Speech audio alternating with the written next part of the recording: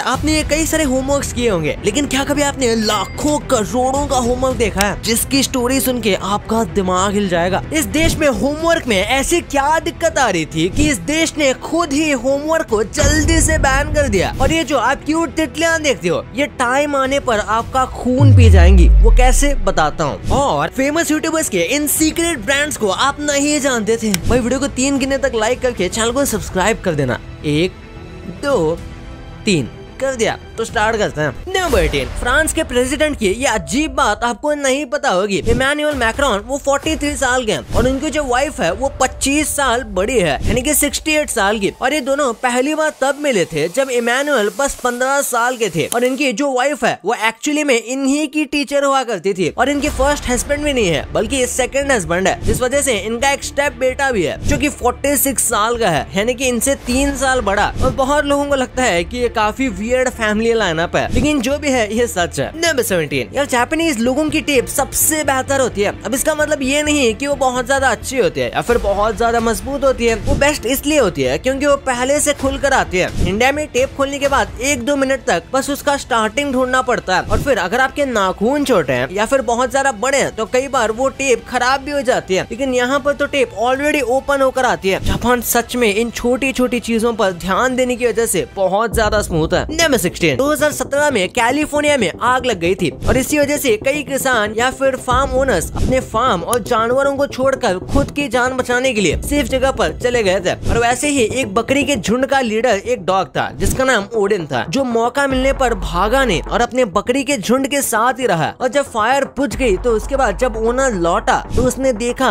कि उसके कुत्ते के साथ साथ पूरा का पूरा बकरियों का झुंड जिंदा था। और यहाँ तक कि झुंड में एक डियर भी था जिसने सेफ्टी के लिए इस झुंड को ज्वाइन कर लिया था, यानी कि ओडिन ने सबको सेफ रखा था। भाई इस कुत्ते के लिए 1 लाख तो बनता है। नंबर 15, कैलिफोर्निया ने 1901 में होमवर्क ही बैन कर दिया था। उनका कहना था कि इसकी वजह से बच्चे एक्चुअली में पढ़ाई से अनइंटरेस्टेड हो रहे हैं और एक्चुअली में होमवर्क करते भी नहीं, जिस वजह से ये बस वेस्ट है। उससे अच्छा उन्हें फ्री टाइम देना चाहिए जिसमें वो स्किल डेवलप कर सके, जो कि देखा जाए तो काफी ज्यादा अच्छी थिंकिंग है और आज के हिसाब से भी इसे वापस लेके आना सही होगा। नंबर 14, क्या कभी आपने इतना सैड शिमला मिर्च देखा है? इस शिमला मिर्च के शेप को देखकर ऐसा लगता है जैसे कि इसके ऊपर से कोई बहुत ही ज्यादा बड़ा ट्रॉमा गुजरा होगा, जिस वजह से ये एकदम शॉक है। अब इसकी सब्जी बनानी चाहिए या फिर इसे पूछना चाहिए कि तुझे हुआ क्या? ये तो आपके ऊपर है। नंबर 13, स्टीव जॉब्स ने एक बार गूगल को फोन किया था और कहा था कि आपके गूगल में जो येलो वाला ओ है उसमें थोड़ी दिक्कत है। दरअसल ये पहले से थोड़ा डल हो गया है, जो कि अपडेट के बाद हुआ है और इसीलिए ये अच्छा नहीं लग रहा था। जिसके बाद जब गूगल ने इसे एक्चुअली में चेक किया तो उन्हें पता चला कि ये सच में हुआ है, यानी कि सच में उनका येलो कलर अलग हो गया था और उसके बाद इन्होंने इसे ठीक किया। ऑल्सो स्टीव जॉब्स तो हम सबको मालूम है करोली बाबा के पास आए थे। भारत में उनका एस्ट्रोलॉजी में काफी ज्यादा इंटरेस्ट था। इन्होंने काफी डिसीजन उसके अकॉर्डिंग भी बनाए और इसी वजह से वो इतने सक्सेसफुल भी रहे। मतलब सही है ना, अगर आपको पहले से ही पता चल जाए एटलीस्ट थोड़ी डायरेक्शन की चीजें अपनी लाइफ में कैसी होंगी तो थोड़ी क्लैरिटी और सॉर्टेड हो जाएगी जिंदगी। अब जैसे ही मेरे खुद के लाइफ में एक प्रॉब्लम चल रही थी तो मैंने खुद सोचा एक एस्ट्रोलॉजर से बात करके देखूं, शायद कुछ हेल्प मिल जाए। मैंने फिर ऐसे ही एस्ट्रोटक ऐप को डाउनलोड कर लिया। जो ऐप का रिव्यू नहीं कर रहा हूँ, कुछ काफी शॉकिंग चीज भी तो सोचा शेयर कर दूं आप लोगों के साथ। तो मैं वहाँ एक एस्ट्रोलॉजर पल्लवी जी से बात कर रहा था और उनसे बात करते वक्त उन्होंने मेरा डेट ऑफ बर्थ और टाइम मांग लिया। मैंने जब वो दिया उन्होंने सबसे पहले मुझसे ये पूछा कि क्या आप सोशल मीडिया रिलेटेड फील्ड में हो या उसमें कुछ काम करते हो, लाइक मीडिया या एंटरटेनमेंट फील्ड को आप बिलोंग करते हो क्या? ये सुनने के बाद मैं तो शॉक ही रह गया कि इनको ये पता कैसे चला, जबकि मैंने अपना नाम भी नहीं बताया था, कोई पिक्चर भी नहीं भेजी। फिर क्या, मैंने उनसे सब कुछ पूछ लिया अबाउट 2024, मेरा करियर, मेरी फैमिली के बारे में। उन्होंने जो जो बताया एक एक बात सही निकली। देखो अब लाइफ में और माइंड में काफी सारे प्रॉब्लम्स और डाउट्स होते हैं कि शादी कब होगी, किससे होगी, जॉब कब लगेगी, सेटल कब हो पाओगे। और अगर आपके भी ऐसे इश्यूज हैं तो मैंने डिस्क्रिप्शन में एस्ट्रोटॉक ऐप का लिंक डाल दिया है, वहाँ से आप उसको डाउनलोड कर लो। उससे क्या होगा कि आपको पहली चैट फ्री मिल जाएगी। नंबर 12, टॉम एंड जेरी को तो हम बचपन से देखते हैं और ये हमारी चाइल्डहुड का पार्ट है, लेकिन अंदाजे से टॉम एंड जेरी कितने साल के होंगे? अगर हम देखें तो उनके क्रिएशन को लेकर अब तक 81 साल हो गए हैं, यानी कि अगर टॉम एंड जेरी की एज देखें तो 80 प्लस तो आराम से होगी, क्योंकि शो में जितने भी वो थोड़े एज है, यानी कि टॉम भी 3 साल की बिल्ली से बड़ा ही दिखता है, तो प्रोबेबली उनकी एज 80 से 85 के बीच होगी और जेरी की भी ऑलमोस्ट सेम। लेकिन हाँ, ऑब्वियसली ये शो में इतनी ज्यादा उम्र के नहीं है। नंबर 11, ये जो औरत अभी आपको दिख रही है, इसने पूरी दुनिया में सबसे ज्यादा शादी की है। इसका नाम है लिंडा वॉल्फ और इसके 23 बार शादी हो चुकी है और इसे मौका मिले तो ये 24 बार भी कर ले। इन्होंने इतनी शादी कर ली है कि इन्हें लिटरली वर्ल्ड रिकॉर्ड मिल गया है। नंबर 10, ये स्टोरी काफी क्रीपी है। 1995 में एक आदमी का हार्ट ट्रांसप्लांट हुआ था और जिस डोनर ने इस हार्ट को डोनेट किया उसने एक्चुअली में आत्महत्या करके अपनी जान दे दी थी और फिर इस आदमी ने उसी डोनर की वाइफ से शादी कर ली, यानी कि वो दिल फिर से उस औरत के प्यार में गिर गया था। लेकिन सबसे खतरनाक बात तो ये है कि कुछ वक्त बाद इस आदमी ने भी आत्महत्या कर ली, बिल्कुल उसी तरीके से जैसे इसके डोनर ने की थी। नंबर 9, आज तक का सबसे छोटा आदमी कौन है? ये रिकॉर्ड एक इंडियन आदमी के पास है जिसका नाम है गुल मोहम्मद और इनका जन्म 1957 में हुआ था और 1997 में उनकी डेथ हो गई थी, यानी कि उन्होंने काफी अच्छी खासी जिंदगी जी थी। लेकिन इनकी हाइट बस 1 फीट 10 इंच रही थी जो कि एक जेनेटिकल बीमारी की वजह से हुआ था और बचपन में तो ये नॉर्मल थे, लेकिन इस हाइट पर पहुंचने के बाद इनकी हाइट बढ़ना एकदम ही बंद हो गई और तभी इतनी अवेयरनेस भी नहीं थी तो इन्हें काफी ज्यादा मुश्किलों का सामना करना पड़ा। नंबर 8, इस हस्बैंड ने 2 साल जितना लंबा टाइम लगाकर इस घर के चारों ओर फ्लावर्स ही फ्लावर्स लगा दिए। एक्चुअली में इसकी वाइफ ब्लाइंड है, यानी कि ये फ्लावर्स को स्मेल कर सकती है और इसीलिए इसे फ्लावर्स की स्मेल बहुत ज्यादा अच्छी लगती है। ये इन्हें देख तो नहीं सकती लेकिन स्मेल करके इसे अच्छा लगता था, तो इसलिए इस आदमी ने अपने आसपास की सारी जमीन खरीद के उसमें ढेर सारे फ्लावर लगा दिए ताकि इसकी वाइफ को हमेशा फ्लावर की खुशबू आती रहे। वाओ। नंबर 7, सारे बटरफ्लाइज खून पीना पसंद करते हैं। हाँ, बटरफ्लाइज किसी भी इंसान या जानवर को हार्म नहीं पहुंचाते, इसलिए वो ब्लड तो नहीं निकाल सकते, लेकिन अगर कहीं पर भी उन्हें ब्लड दिखता है तो वो 1 सेकंड की देरी किए बिना उस ब्लड को सक करने लगेंगे, क्योंकि बटरफ्लाई को ब्लड पीना बहुत ज्यादा अच्छा लगता है और इसीलिए कई बार ये डेड एनिमल्स के आसपास उड़ती हुई दिखती हैं। नंबर 6, लोग कभी कभी बोलते हैं ना कि ये आदमी उम्र से ज्यादा छोटा दिखता है, तो इन लोगों को असल में कहा क्या जाता है? टॉम क्रूज को कई लोग नियानोमॉर्फिक कहते हैं, यानी कि एक ऐसा व्यक्ति जो कि उम्र में काफी छोटा लगता है जबकि उसकी उम्र काफी बड़ी होती है। टॉम क्रूज की उम्र 61 इयर्स है, लेकिन उसके बाद भी ये काफी ज्यादा जवान लगते हैं, जबकि इन्होंने अपने शरीर पर कोई भी सर्जरी भी नहीं करवाई। ये बस हेल्दी खाते हैं और रेगुलर एक्सरसाइज करते हैं। बिल्कुल उसी तरीके से आप ऋतिक रोशन का भी देख सकते हो, जो कि अपनी उम्र के हिसाब से काफी छोटे दिखते हैं। और सबसे आइकॉनिक अनिल कपूर को कैसे भूल सकते हैं। नंबर 5, क्या आपको पता है सबसे पहला क्रिकेट फीमेल वर्ल्ड कप कब हुआ था? वो 1973 में हुआ था, यानी कि मेल वर्ल्ड कप के 2 साल पहले।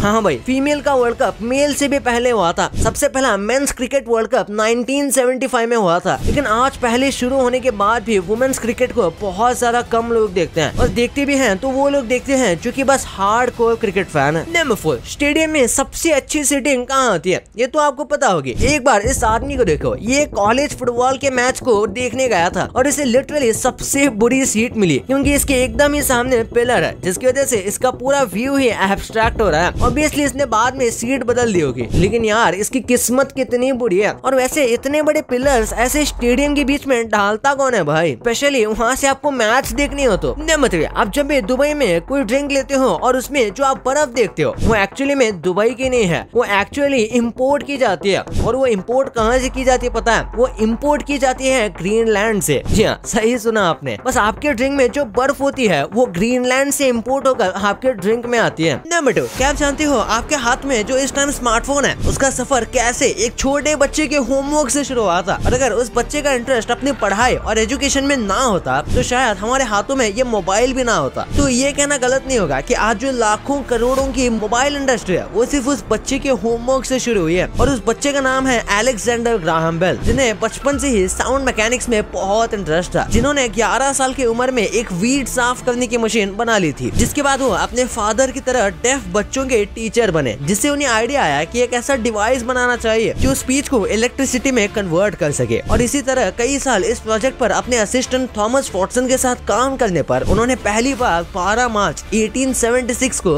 अपने असिस्टेंट के साथ एक रूम में बैठकर दूसरे रूम तक बात की थी और उन्होंने कॉल पर कहा था कि mister Watson come here, I need you. और इस चीज का उन्होंने जल्दी से पेटेंट करवा लिया था और ये पेटेंट पूरी दुनिया में आज तक का सबसे महंगा पेटेंट है। नंबर 1, सौरभ जोशी इंडिया के सबसे बड़े ब्लॉगर है, ये तो आप सब जानते होंगे, लेकिन क्या आप उनके ब्रांड के बारे में जानते हो जो बहुत ज्यादा अमेजिंग है? सौरभ जोशी ने पहली बार एक टी शर्ट ब्रांड को लॉन्च किया था, लेकिन कुछ दिक्कतों की वजह से वो लॉन्च ही नहीं कर पाए। लेकिन कुछ टाइम पहले उन्होंने kunali.in नाम से एक वेबसाइट बनाई है जिस पर वो बच्चों के लिए एजुकेशन टॉयज और बुक्स को बेचेंगे। अभी के लिए वेबसाइट पर एक रोबोटिक हैंड है जिसे आप kunali.in पर जाकर खरीद सकते हो, नेक्स्ट ये ब्रांड है एशिया के सबसे बड़े यूट्यूबर का। जी हाँ, आपने सही सुना, कैरी मिनाटी का। वेल, कैरी मिनाटी असल में इसके ओनर नहीं है, लेकिन वो इस कंपनी के ब्रांड एम्बेसडर है, जिसका नाम है आर्टिक फॉक्स, जिसके एड्स भी आपने जरूर देखे होंगे, जिनमें कैरी को फीचर किया गया है। ये कंपनी मोस्टली बैकपैक्स बनाती है, जिसकी क्वालिटी सच में अमेजिंग होती है और दिखने में तो ये बहुत कूल लगते हैं। एशिया के सबसे बड़े यूट्यूबर की बात हो ही गई है, तो अब जानते हैं दुनिया के सबसे बड़े यूट्यूबर की, जिनका ब्रांड इतना ज्यादा हिट है कि लोग पागल रहते हैं उसे खरीदने के लिए। मिस्टर बीस्ट एक बहुत ही जीनियस इंसान है, जिन्होंने पहले अपनी मर्चेंडाइज शुरू की थी, उसके बाद बीस्ट बर्गर, जिसे चलाने में उनको बहुत दिक्कत आ रही थी, जिसके बाद उन्होंने उसे बंद कर दिया। लेकिन इनका सबसे बड़ा ब्रांड है फीस्टेबल, जो कि एक चॉकलेट ब्रांड है। फिलहाल के लिए तो ये इंडिया में अवेलेबल नहीं है, लेकिन मिस्टर बीस्ट की पॉपुलैरिटी इंडिया में भी ज्यादा है, जिसकी वजह से वो इसे जल्द ही इंडिया में भी लाने वाले हैं। ऐसे क्या आप फीस्टेबल्स ट्राई करोगे? कमेंट में जरूर बताना। और इतना सब आपने जान ही लिया, लेकिन आप मुकेश अंबानी के घर के इन अनजान फीचर्स को देखकर दंग रह जाओगे। कैसे आपका इलेक्ट्रिशियन आपको अपने स्कूल का टॉपर बना सकता है, और कैसे ये इंस्टा के फनी कमेंट्स किसी ऑलमोस्ट मरे हुए इंसान को जिंदा वापस ला सकते हैं। लेकिन वो कैसे, इस वीडियो में पता चलेगा। तो इस वीडियो को अभी दबाओ, और हाँ, इस वीडियो को लाइक करना मत भूलना, और चैनल को सब्सक्राइब नहीं किया है तो क्या कर रहे हो यार, चैनल को सब्सक्राइब कर देना। तो मिलते हैं अगले वीडियो में, तब तक के लिए बाय।